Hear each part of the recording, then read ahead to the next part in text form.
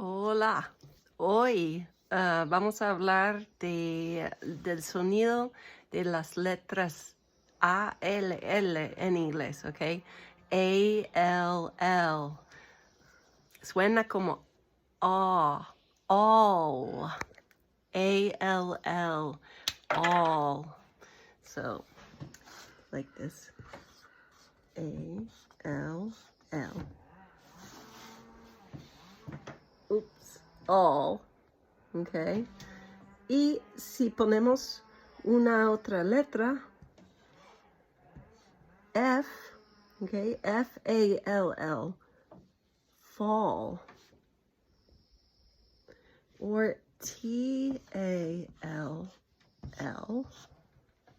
tall. M-A-L-L, mall. C-A-L-L,